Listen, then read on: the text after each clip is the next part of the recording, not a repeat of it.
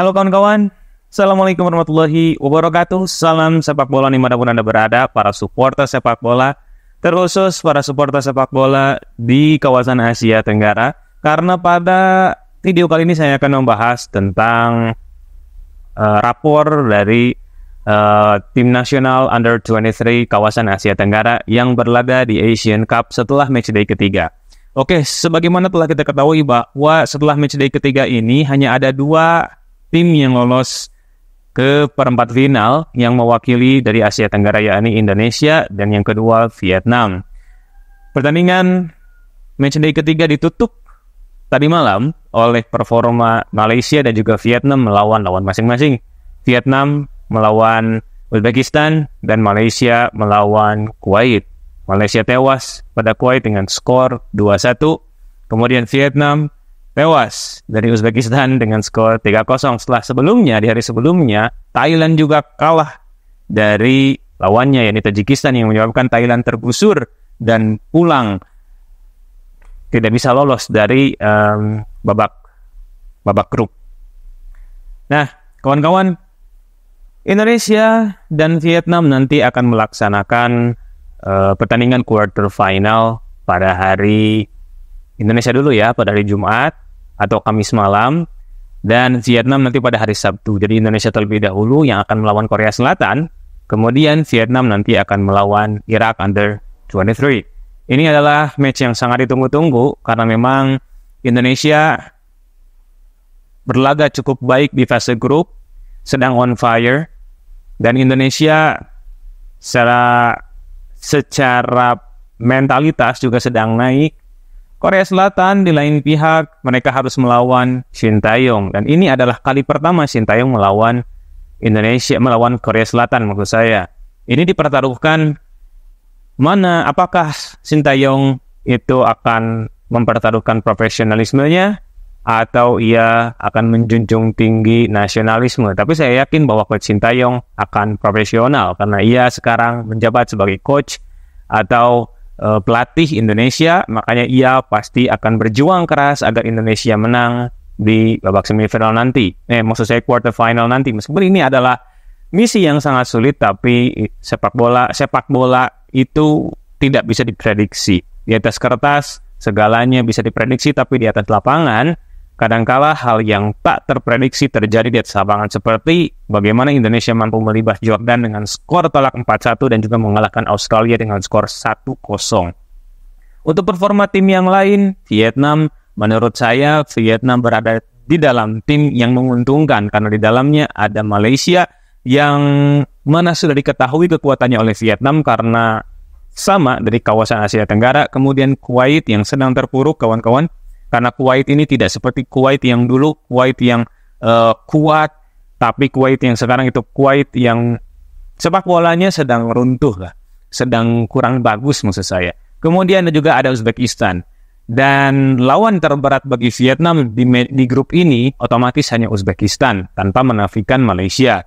Kemudian Thailand, di awal mereka menang dan juga berkepala besar dan juga berbangga hati, akan tetapi di match kedua Thailand dibantai habis oleh Saudi Arabia dengan skor 5-0. Sungguh hasil yang tidak diperlukan, hasil yang sangat jelek. Padahal Thailand senior di Piala Asia itu mampu menahan imbang Saudi Arabia, akan tetapi ya memang Thailand senior dan Thailand junior itu berbeda materi pemain dan juga berbeda pelatih.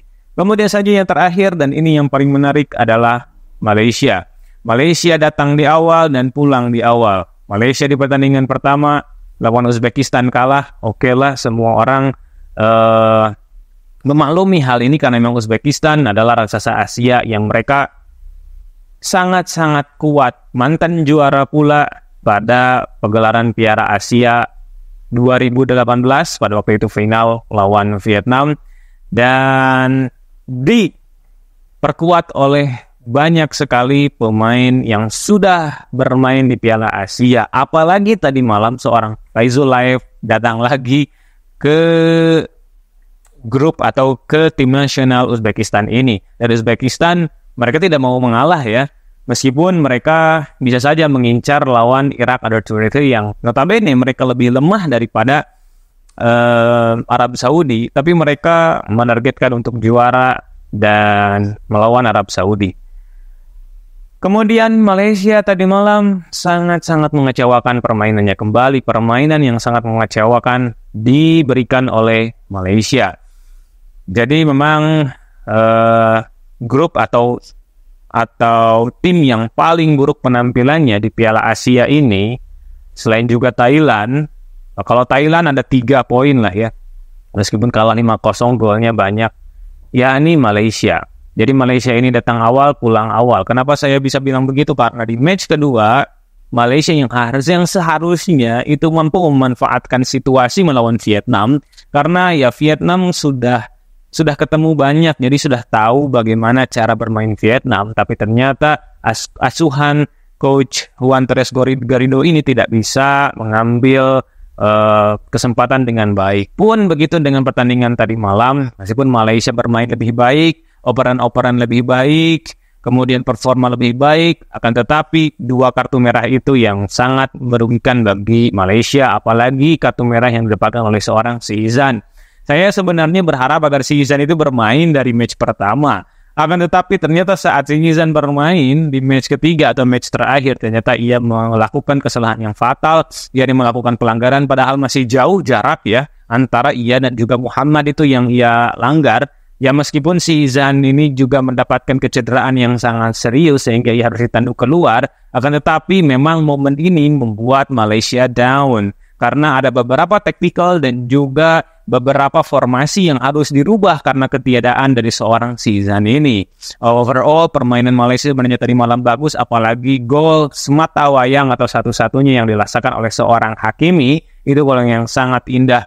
Operan atau passing long ball. Nah, kalau saya di video sebelumnya, saya selalu mengomentari long ball yang dilakukan oleh Malaysia, long ball lagi, tapi ternyata tadi malam ada satu umpan lob atau umpan long ball deep pass yang dilakukan oleh seorang Noah Lane yang mampu dimanfaatkan oleh seorang Hakimi, dan boom, itu menjadi satu-satunya gol, the only goal di pagelaran Asian Cup Under 23 2024 ini. Nah, untuk Malaysia sendiri, setelah kekalahan ini pasti banyak sekali yang menyerukan Juan Torres Garrido untuk out, seperti halnya apa yang diterima oleh seorang Kim Pan-gon. Akan tetapi menurut saya Juan Torres Garrido, berilah kesempatan sedikit lagi kepada beliau untuk mampu meracik tim ini, karena memang tidak mudah meracik tim dalam waktu yang singkat. Bayangkan saja kawan-kawan, 3 bulan ditunjuk, tidak mudah. Begitupun dengan Vietnam, Hoang Anh Tuan, pelatih Vietnam itu juga kan baru ditunjuk menjadi seorang pelatih ya, sementara dari pelatih pengganti maksud saya dari seorang Felipe Trosier. Dan lihat saja kawan-kawan, pola permainannya masih amburadul, masih berantakan. Jangankan melawan Uzbekistan, saat melawan Malaysia pun Malaysia mampu melawan. Apa yang ditunjukkan oleh para pasukan Vietnam ini tidak mencerminkan seperti apa yang dilakukan oleh seorang coach Park Hang-seo. Jadi lawan Malaysia pun Vietnam sebenarnya tidak bermain sangat baik. Banyak sekali kesalahan-kesalahan passing, banyak sekali kesalahan-kesalahan decision making yang mereka buat.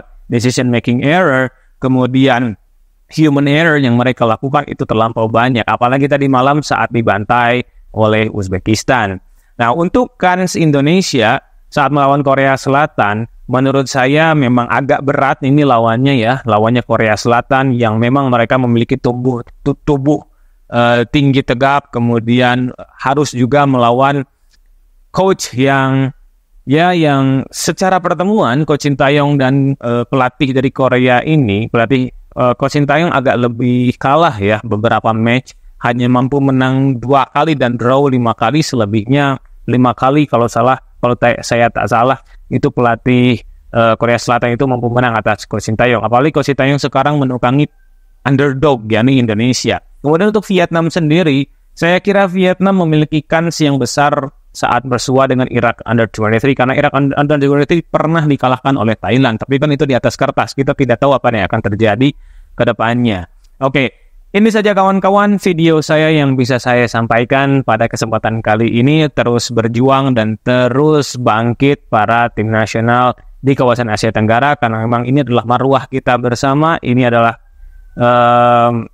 wibawa kita semuanya, karena dari dulu tim nasional dari kawasan Asia Tenggara selalu saja menjadi bulan-bulanan tim nasional kawasan Asia Barat, Asia Tengah, Asia Timur. Maka dari itu inilah saatnya bagi tim nasional Asia Tenggara yang sekarang diwakili oleh Indonesia dan Vietnam untuk maju ke babak selanjutnya. Mudah-mudahan lolos dan mudah-mudahan Indonesia, terutama karena saya orang Indonesia, mudah-mudahan Indonesia mampu memberikan kejutan-kejutan selanjutnya. Terima kasih telah menonton. Jangan lupa untuk like, share, kemudian komen, dan subscribe channel ini bagi Anda yang baru saja mampir di channel ini, karena subscribe Anda sangat bermanfaat bagi perkembangan channel ini. Kembali saya ucapkan terima kasih. Saya Mas Fajrul pamit undur diri. Wassalamualaikum warahmatullahi wabarakatuh.